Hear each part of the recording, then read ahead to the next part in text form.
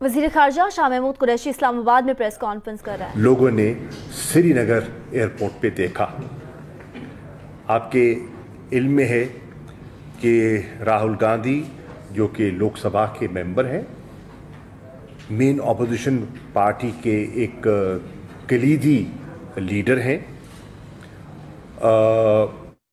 ان کا ایک تاریخی حوالہ ہے، ان کے خاندان کا ایک تاریخی حوالہ ہے، پنڈت نہرو کا ایک موقف ہے۔ جب وہ 11 دیگر اپوزیشن ساتھیوں کے ساتھ دلی سے روانہ ہوتے ہیں سری نگر کے لیے تاکہ وہ جا کر خود صورتحال کا جائزہ لیں، کیونکہ آپ کے علم میں ہے کہ وہاں تو جو چینلز آف کمیونیکیشن ہیں وہ بند ہیں، آج بھی وہاں بالکل قدغن ہے، کوئی خبر نہ باہر آتی ہے نہ وہ آنے دیتے ہیں۔ میں تو سلام پیش کرتا ہوں ان لوگوں کو جو اپنے ذرائع سے، اپنے چھوٹے موٹے کیمروں سے فوٹیج بنا کر اور عزیز و اقارب کے ذریعے باہر منتقل کرتے ہیں، اور جو میڈیا جس کو اب پک کر رہا ہے، جس پر انٹرنیشنل میڈیا نے بھی اپنی رائے قائم کی ہے، اپنی اوپینین قائم کی ہے، اور پاکستان کا میڈیا بھی اس کو اب ریفلیکٹ کر رہا ہے۔ سلام ہے ان کو، ان کی جرت کو، ان کی ہمت کو۔ لیکن یہ آپ نے دیکھا کہ اس ماحول میں وہ جاتے ہیں صورتحال کو اسیس کرنے کے لیے اور خواہش کرتے ہیں کہ کشمیری قیادت سے ملیں۔ ایئرپورٹ پہ انہیں گرفتار کر لیا جاتا ہے اور اگلے جہاز میں ان کو واپس دلی منتقل کر دیا جاتا ہے۔ ان کی پارٹی کے جو اسپوکس پرسن ہیں وہ ایک احتجاجاً پریس کانفرنس منعقد کرنے کا اظہار کرتے ہیں، تو پریس کانفرنس کے بیچ انہیں گرفتار کر لیا جاتا ہے۔ یہ ہے چہرہ اس وقت کی حکومت کا، اور یہ ہے جمہوری چہرہ جو آج دنیا ہندوستان کا دیکھ رہی ہے۔ اس صورتحال کو اور جمعے یعنی کہ کل، جو کہ نماز کے بعد مختلف جگہوں پر لوگوں نے احتجاج ریکارڈ کروایا، کوشش کی، اور ہماری اطلاعات کے مطابق ٹیئر گیس کا استعمال ہوا، پیلٹ گنز کا استعمال ہوا، لوگوں کو چھلنی اور زخمی کیا گیا۔ اس صورتحال پر میرا یہ کوشش تھی کہ میں اقوام متحدہ کے سیکرٹری جنرل، جن سے میں چاہتا تھا کہ میری بات ہو جائے، اور سیکیورٹی کونسل کے اجلاس کے منعقد ہونے کے بعد کی صورتحال میں ان کی خدمت میں گوش گزار کروں۔ چنانچہ آج میری ان سے ابھی ٹیلی فون پر گفتگو ہوئی ہے۔ وہ اس وقت پیرس میں ہیں اور پیرس سے ہی میری ان سے بات ہوئی ہے۔ میں نے بالکل ان کا برملا شکریہ ادا کیا، جس انداز میں انہوں نے اسٹیٹمنٹ دیا تھا، اور جس اسٹیٹمنٹ میں انہوں نے ایک قانونی اور ایک سیاسی طور پر درست جو موقف پیش کیا تھا اقوام متحدہ کا، اس پر میں سمجھتا ہوں انڈیا پاکستان کوشچن پر، کشمیر کے ایشو پر، نہ صرف پاکستان بلکہ نہتے کشمیریوں کو بھی حوصلہ ملا ہوگا اور ان کی ڈھارس بندی ہوگی۔ میں نے ان کا شکریہ ادا کیا کہ جو سیکیورٹی کونسل کا اجلاس تھا، اس اجلاس میں ان کے اداروں نے بریف کیا سیکیورٹی کونسل کے ممبران کو، اور اس بریفنگ میں انہوں نے تذکرہ کیا کہ کس طرح اس وقت آج انسانی جانوں کو خطرہ ہے، کس طرح آج خطے کی امن اور استحکام کو خطرہ ہے، کس طرح ہیومن رائٹس وائلیشنز کا وہاں ذکر ہوا۔ میں نے یہ 2 پوائنٹ جب کیے تو آپ کو یہ سن کر اطمینان ہونا چاہیے۔ میں نے ہیومن رائٹس کا میں نے بعد میں مینشن کرنا تھا، لیکن انہوں نے کہا نہیں، ہم نے ہیومن رائٹس کا ذکر بھی کیا۔ میرے سیکریٹریٹ کے لوگوں نے ہیومن رائٹس کی جو ہماری تشویش ہے اس کو بھی ہم نے مینشن کیا سیکورٹی کاؤنسل کے ممبران کو. اب میں نے ان سے عرض کیا کہ ہم سمجھتے ہیں ایک تو آپ کا جو سیکورٹی کاؤنسل کا اجلاس تھا وہ بروقت تھا اور وہ ریفلیکٹ کرتا تھا کہ ممبران سیکورٹی کاؤنسل جو معاملات کی نزاکت ہے، اسے کہتے ہیں نا گریوٹی آف دا سچویشن، اس کو وہ انہوں نے بھانپ کے وہ نشست منعقد کی. میں نے کہا کہ سیکورٹی کاؤنسل کی جو اندر کی کلوز ڈور گفتگو سے ہمیں پیغام ملا وہ یہ تھا کہ سب ممبران کی خواہش ہے کہ معاملات کو پیسفل طریقے سے ریزالو کیا جائے. پیسفل ریزولوشن سب کی خواہش ہے، ہماری بھی تھی ہے.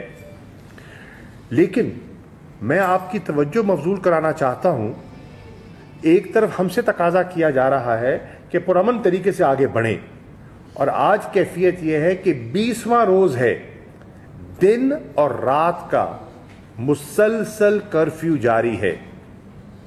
دن اور رات، day and night curfew continuous.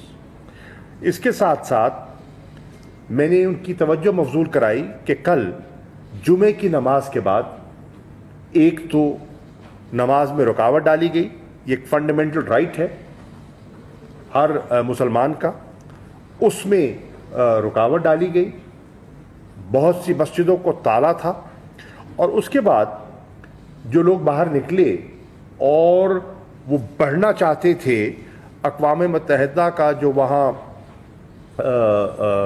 دفتر ہے سری نگر میں، تو ان پر پیلٹ گن کا حملہ ہوا اور ان پر شیلنگ ہوئی اور تشدد کیا گیا. میں نے ان کی خدمت میں عرض کیا کہ 3 پارٹیز ہیں ڈسپیوٹ کی، اور ان میں سے 2 پارٹیز واضح اپنا موقف پیش کر چکی ہیں جو 5 اگست کے اقدامات ہیں. پاکستان مکمل طور پر ہر شیڈ آف اوپینین پاکستان کی جو ہے پولیٹیکل شیڈ آف اوپینین 5 اگست کے اقدامات کو مسترد کر چکا ہے. انہیں غیر آئینی، غیر قانونی، سیکورٹی کاؤنسل ریزولوشن سے متصادم کہہ چکا ہے، یونین اپنا یہ یو این کے چارٹر کا منافی کہہ چکا ہے. اس کے ساتھ ساتھ کشمیری، تمام کشمیری جو ہیں وہ ان اقدامات کو مسترد کر چکے ہیں. اور تیسرا فریق جو ہے وہ آج تقسیم ہو چکا ہے، ڈیوائیڈڈ ہے، اور اس کا عملی مظاہرہ آج آپ نے سری نگر ایئرپورٹ پہ دیکھ لیا. اور میں چاہوں گا جو ڈیموکریٹک ویلیوز رکھنے والے ممالک ہیں اور قیادتیں ہیں کہ برائے مہربانی وہ فوٹیج دستیاب ہے، اس فوٹیج کو دیکھیے کہ اپنے ہی لوگوں کے ساتھ جو ان کے اپنے ہیں ان سے کیا سلوک وہ برت رہے ہیں. اور ایک طرف ان کے ساتھ اگر یہ سلوک ہے تو کیا توقع کی جا سکتی ہے جب ہمیں یہ تقلید کی جاتی ہے کہ مل بیٹھ کر گفت و شنید سے مسئلہ حل کریں. وہ اپنوں کے ساتھ بیٹھنے کے لیے تیار نہیں ہے، وہ ہمارے ساتھ کہاں بیٹھیں گے؟ یہ آج بالکل واضح ہو گیا. ان کے عزائم، ان کے ارادے بالکل بے نقاب ہو گئے. تو تیسرا فریق جو ہے ہندوستان، وہ آج تقسیم ہو چکا ہے. آج بہت بڑا طبقہ مودی سرکار کے فیصلوں کو مسترد کر رہا ہے. 7 پٹیشنیں جو ہیں وہ سپریم کورٹ میں داخل ہو چکی ہیں. اور پھر میں نے اقوام متحدہ کے سیکرٹری جنرل کی خدمت میں جو انسانی حقوق کی پامالی ہو رہی ہے ان کا میں نے ذکر بھی کیا. اور میں وہ جو وہاں گرفتاریاں ہیں ہزاروں کی تعداد میں، جو فوڈ شارٹیجز ہیں، جو میڈیسن کی سچویشن ہے، وہ میں نے ساری ان کے سامنے رکھی، کیونکہ میں سمجھتا ہوں کہ ان کی آواز میں وزن ہے. یہ ایک ایسا ادارہ ہے جب وہ بولتا ہے جب اقوام متحدہ کے سیکرٹری جنرل بیان دیتے ہیں تو اس کا ایک جسے کہتے ہیں نا اس کا ایک مورل اس کی ویٹیج ہے, اس کا وزن ہے, اور دنیا توجہ دیتی ہے.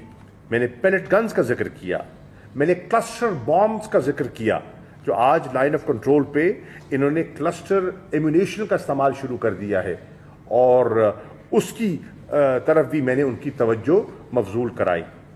میں نے ان کو وزیر اعظم کا خدشہ اور پاکستانیوں کا خدشہ کہ کوئی فالس فلیگ آپریشن جیسے پلوامہ تھا, کوئی پلوامہ جیسا ناٹک رچانے کے لیے وہ تیاری کر رہے ہیں. میں نے ان کی یہ ریکارڈ کی بات ہے کہ اس فالس فلیگ آپریشن کا ذکر ہم پہلے ان رائٹنگ کر چکے ہیں اور کئی دن پہلے کر چکے ہیں. آج ہے 24 اگست, آج سے 24 دن پہلے 1 اگست کو میں ذکر کر چکا ہوں, 6 اگست کو میں دوسری باری ذکر کر چکا ہوں, 13 اگست کو میں تیسری باری ذکر کر چکا ہوں, اور آج چوتھی دفعہ میں نے ڈائریکٹ سیکرٹری جنرل سے اس کا تذکرہ کیا ہے کہ ہمیں اس کا سنگین خطرہ ہے. پھر میں نے ان سے گزارش کی کہ آپ کے ادارے کا یہ ہمیشہ آپ کی یہ اولین کوشش رہی ہے کہ کانفلکٹ سے پہلے, نقصان سے پہلے آپ پریونٹیو اقدامات لینے کی کوشش کرتے ہیں. آپ کی پریفرنس ہوتی ہے کہ پریونٹیو میجرز جو ہیں ان کو آپ فوقیت دیتے ہیں, ان کو آپ پریمیم دیتے ہیں. آج ایک نیا humanitarian crisis in the making ہے, بن چکا ہے. آج پیس اینڈ سیکورٹی کانفلکٹ جو ہے اس کے خدشات بڑھ چکے ہیں. تو آپ کے ادارے کو اس اسپرٹ کو سامنے رکھتے ہوئے فی الفور آگے بڑھنا چاہیے. اور کیا کرنا چاہیے؟ ایک, فی الفور اقوام متحدہ کو کشمیری جانوں کے تحفظ کے لیے اپنا کردار ادا کرنا ہوگا, کرنا چاہیے. بحیثیت پاکستان کے وزیر خارجہ میں آپ سے یہ گزارش کر رہا ہوں, فی الفور آپ کے ادارے کو, کیونکہ سیکیورٹی کاؤنسلز کی جو ریزولوشنز ہیں وہ آپ کے ادارے کو پابند کرتی ہیں کہ ڈیموگرافک چینج کے راستے میں آپ دیوار کھڑی کریں گے, آپ اس ڈیموگرافک چینج کے راستے میں رکاوٹ بنیں گے. یہ ہماری آپ سے توقع ہے.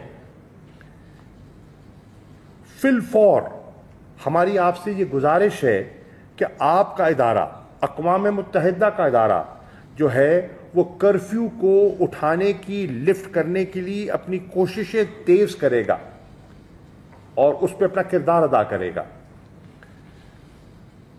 نمبر 4, میں نے ان سے گزارش کی کہ آپ کی بات میں بڑا وزن ہے, آپ 2 کام کیجئے. نمبر 1, آپ جو P5 کی لیڈرشپ ہے انہیں صورتحال سے آگاہ کیجئے, انہیں صورتحال کی نزاکت سے آگاہ کیجئے. اور نمبر 2, آپ سیکیورٹی کاؤنسل چاہے اجلاس میں نہ بھی ہو, آپ مسلسل انہیں بریف کرتے رہیے, کیونکہ سیکیورٹی کاؤنسل کو پتہ ہونا چاہیے کہ سچویشن کس طرف کیا رخ اختیار کر رہی ہے, ایوالو کر رہی ہے اور کس طرف اس کا جھکاؤ ہے. پانچواں نقطہ جو میں نے ان کی خدمت میں پیش کیا وہ یہ تھا کہ اقوام متحدہ کی جو ہیومن رائٹس کمشنر ہیں, ہم ان کے شکر گزار ہیں. انہوں نے جون 2018 میں رپورٹ شائع کی, انہوں نے جولائی 2019 میں اس کی تجدید کی. ہم توقع کرتے ہیں مظلوم کشمیری, نہتے کشمیری, بھوکے بچے, سہمے ہوئے والدین توقع کرتے ہیں کہ وہ اپنا لیڈ کردار ادا کرنے کہ جو ان کی کاوش ہے اس کو جاری رکھیں گی. میں تو یہاں تک کہوں گا کہ کم از کم ہماری خواہش ہوگی کہ وہ ان کی بے پناہ مصروفیات ہیں, اور میری ان کی جب ان سے رابطہ ہوا تو پتہ چلا کہ ان کا بہت ٹائٹ پروگرام ہے, پہلے سے کمٹمنٹس ہیں, لیکن اس خطے کے حالات اس بات کا تقاضا کرتے ہیں کہ اگر کوئی گنجائش نکل سکے تو انہیں یہاں وزٹ کرنا چاہیے. انہیں ساؤتھ ایشیا اور کشمیر کا وزٹ کرنا چاہیے. میں دعوت دیتا ہوں آزاد کشمیر کے لوگ اور شہری منتظر ہوں گے ان کے, وہ جہاں جانا چاہیں, جس سے ملنا چاہیں, ہم فیسیلیٹیٹ کرنے کے لیے تیار ہیں. اور انہیں اس صورتحال میں جب دنیا پر ایک تاریکی چھائی ہوئی ہے, حقائق چھپائے جا رہے ہیں, حقائق توڑ مروڑ کر پیش کیے جا رہے ہیں, انہیں خود وہاں جانے کا مطالبہ کرنا چاہیے تاکہ وہ خود جا کے صورتحال کو دیکھیں اور دیکھ کر دنیا کو آگاہ کریں. ایک ہیومینیٹیرین کرائسس جو ہے اس کو اوارٹ کرنے میں وہ اپنا کردار ادا کر سکے. چھٹا نقطہ جو میں نے ان کی خدمت پہ پیش کیا وہ یہ ہے کہ کشمیری منتظر ہیں, بہت صبر آزما اور بڑے حوصلے سے وہ آج بین الاقوامی دنیا کی طرف, انٹرنیشنل کمیونٹی کی طرف دیکھ رہے ہیں اور توقع کرتے ہیں کہ انٹرنیشنل کمیونٹی ان کی پشت پر ہوگی. اور اگر انٹرنیشنل کمیونٹی نے ان کو مایوس کیا تو پھر ان کے پاس کوئی آپشن نہ رہے گا کہ وہ جو حربہ ان کو مل سکتا ہے اس حربے کو بروئے کار لاتے ہوئے ریزسٹ کرے اس فسطائیت کو, اس فیشسٹ آرڈر کو, ان ڈیموکریٹک آرڈر کو, اللیگل آرڈر کو, ان ہیومن ایکشنز کو وہ ریزسٹ کرے. مجھے انہوں نے میری گفتگو کے بعد یہ کہا کہ میں فرانس میں ہوں اور میں وزیر اعظم نریندر مودی سے مل رہا ہوں. میں یقیناً ان سے بات کروں گا. میں نے پہلے بھی کوشش کی, اپنے آفیسز آفر کیے, اپنے گڈ آفیسز آفر کیے کہ میں اس معاملے کو سلجھانے کے لیے کوئی کردار ادا کر سکوں, تو میں تیار تھا, آج بھی ہوں. بھارت رکاوٹ, بھارت اس پر آمادہ نہیں ہوتا, اور وہ اپنا کردار, انہوں نے کہا کہ جو میرا کردار ہے وہ جاری رہے گا, اور میں جو آپ نے گفتگو کی ہے میں نیو یارک میں جو میرے ترجمان ہیں میں انہیں یہ سارے آپ کے جو خدشات ہیں ان تک پہنچا دوں گا. اینڈ جو ہمارا وہاں اسپوکسمین کا آفس ہے وہ میری وائس کی ترجمانی کرے گا. شکریہ. جی سر, باری باری ایک سوال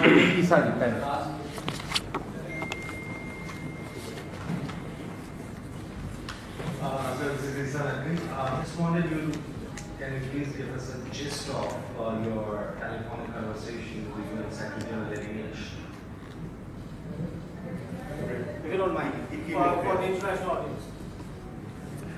I had a conversation with the UN Secretary General at 5 p.m. I wanted to draw his attention to the evolving and fast deteriorating situation in Jammu and Kashmir. I wanted to highlight the delicate situation that exists at the moment, and also appreciate the statement he made, which Pakistan feels was legally and politically correct, keeping the India-Pakistan question in view, and that was it was a ray of hope for the Kashmiri people who are struggling for their right to self-determination. I also drew his attention to the high-handedness seen by people today when the Indian leadership, elected leadership of India, flew into Srinagar to assess for themselves and to find out what the facts were. Because as you know, there's an iron curtain. Media is not being allowed. Nothing is coming out. Channels of communication are still suspended. The way they were treated, arrested, and deported, put on the next flight back to Delhi. That, I categorically said, has exposed the true face of this government. They claim to be a democratic government, but their actions in reality are fascist in nature. I also updated him on that there are 3 parties to this dispute. 2 parties have categorically rejected the actions taken by the Indian authorities on the 5th of August. And the 3rd party, there's a clear division. Now there's a clear, visible division. And today's action, Indian authorities has demonstrated that there is a large constituency in India that does not agree with what the Modi regime has done. And I also alluded to the 7 petitions that are pending in front of the Supreme Court. Obviously, I highlighted the use of pellet guns and the cluster bombs that are being brought into use against international conventions, and the fear of a false flag operation to divert international attention from the reality that is in Indian occupied Kashmir today. And I made some requests that he should immediately intervene to save lives of ordinary Kashmiris. His organization has a responsibility to intervene and oppose the democratic restructuring, the changes that they want to bring about, because that is in line with the Security Council resolutions. I also requested him to not just continuously keep briefing the Security Council, because it's an evolving situation. Nothing is static. Who knows what's going to happen tomorrow, day after? And also, he should take the leadership of the P5 countries into confidence and sensitize them on how delicate the situation is.